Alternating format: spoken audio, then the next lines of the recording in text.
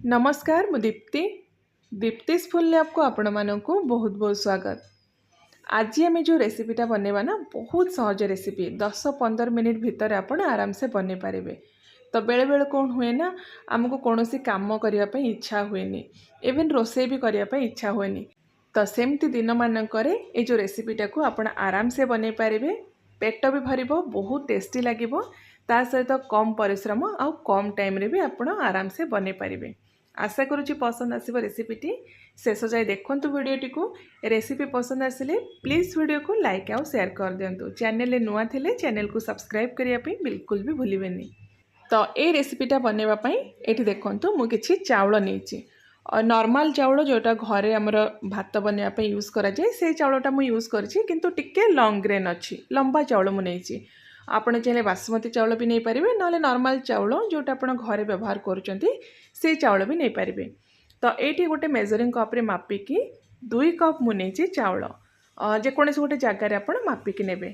तो चाउल रे आम सफिसीएंट पानी देके एमती भल भाव रगड़ी धोईदबा, जहाँ भी अपरिष्कार जिनस थी से सब बाहरी जीव। 3 ରୁ 4 थर आप भल भाव धोईदेवे। तो ये जो अपरिष्कार पानी अच्छी आम बाहर करदे 3-4 थर मुझे धोई। तो एबे ये जो चाउल रे आम पानी दबा एतिके आपण पानी देवे जेमती चाउलटा बुड़ीकी रहिबो पानी रे। तो ये जो चाउलटा को ना एबे आम टिके समय एमती छाड़ीदबा जेमती चाउल आमर टिके बतरी जीव। तो नेक्स्ट ये देखंतु गोटे जगार 8टी मीडियम साइज मु टमाटो नहीं ये मु हाइब्रिड टमाटो नहीं। जदि देसी टमाटो मिलूँ तो यार टेस्ट आहुरी बढ़िया आसब।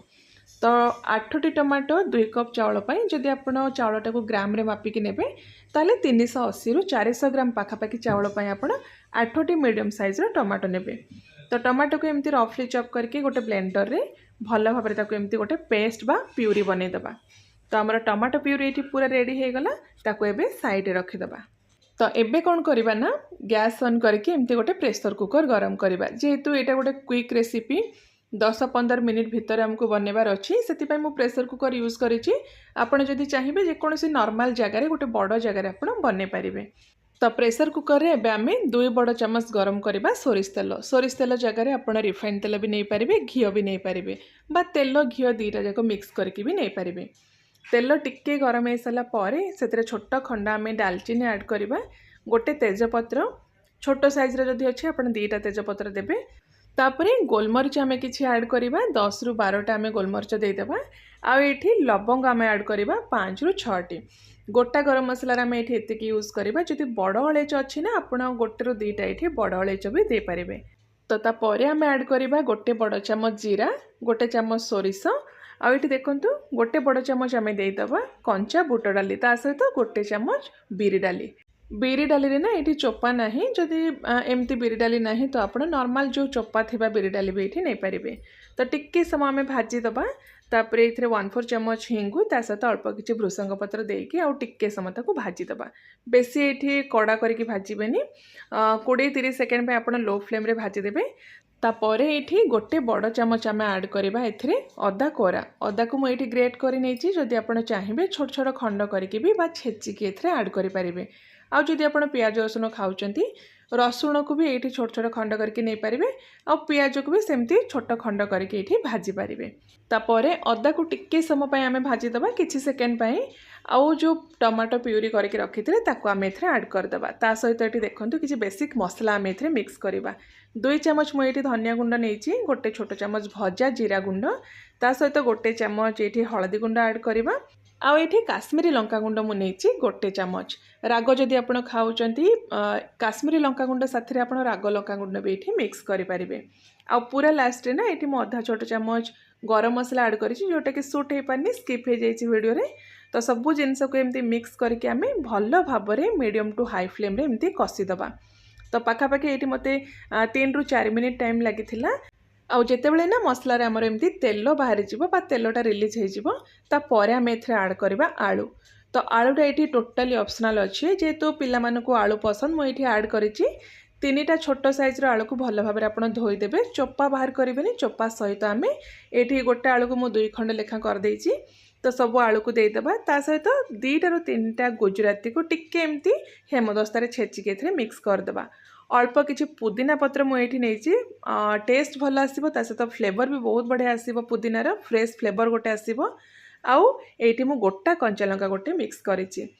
तो एगेन आपड़ जदि राग ये खाऊँ ना लंका को छोट छोट खंड करके पकई पारे बहुत बढ़िया लगे जेहेतु मुझे पाई बनाऊे लंका ए बिल्कुल भी मिक्स करूनी बस खाली लंकार फ्लेवरटा रही मुझे गोटा लंकाटा यूज करिछि। तो मिक्स करदे गोटे थर भल भाव में जो चाउल आम बतरेकी रखी से जो पानीटा अच्छी ताको आम बाहर करदे से पानी आम यूज करवानी तापर सब चाउल को आम प्रेसर कुकर देदेबा। तो ये पानी बाहर कर रिजन है आम पानीटा को ये मापिकी यूज करवा। तो ये स्वाद हिसाब से आम ए लुण ऐड करवा आम पानी मिक्स करवा। तो जो कप्रे आप चाउल मापिकी नहीं ना से कप्रे आप पानी मापिकी ने।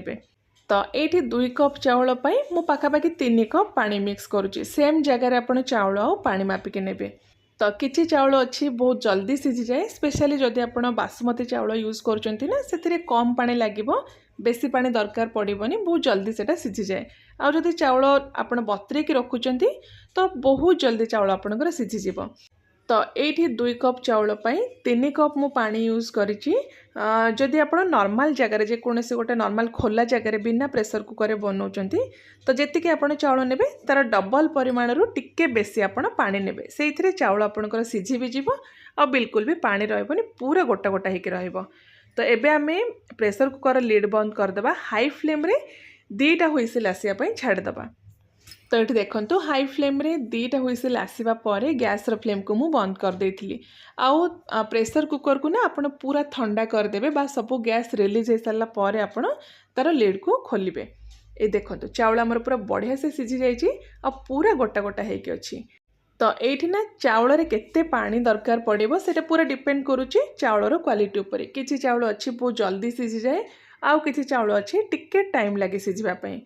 तो पूरा डिपेंड करुच्ची चाउलर क्वालिटी उपर। ये 2 कप चाउल मो 3 कप टोटाल पानी नहीं तो पूरा ये परफेक्ट अच्छी चाउल आमर पूरा बढ़िया से सीझी जाइए बिल्कुल भी पानी आमर एक्सट्रा रहीनी आ पूरा एमती गोटा गोटा होइके अछि। तो आपणकर 2 कप चाउल पूरा 3 कप पानी लगिपारे 3 कप रु टिके बेसी भी लगिपारे नहले 3 कप रु टिके कम लगिपारे डिपेंड करुच्ची आपण केमती को टाइप रो चाउल यूज करुचंती। तो यहाँ आमर ये पूरा रेडी हो जाइए। यहाँ को आप गरम गरम एमती भी खाईदेवे बहुत टेस्टी लगे खाइबापी कौन सी साइड डिश आपन को दरकार पड़ोनी। ऊपर आम अल्प किसी एमती धनिया पत्र देदेबा आउ गोटे थर भल भाव ये मिक्स करदेबा। आउ जेहेतु ये आमर फटाफट रेडी हो जाउची बेसी टाइम लगुनी तो सकाळर व्यस्तता भितर भी आपण एटा को बनैकी लंच बॉक्स रे भी दे पारिबे। तो आशा करुच्ची रेसिपीटी समस्त को पसंद आसथिबो निश्चय थरे आपण ट्राए करंतु केमती लागला आपणकर मतामत भी मो सहित शेयर करंतु। मु आउ थरे आपण मानक पई गोटे बहुत ही बढ़िया नुआ रेसिपी नै के आसीबी। Till then take care and bye bye.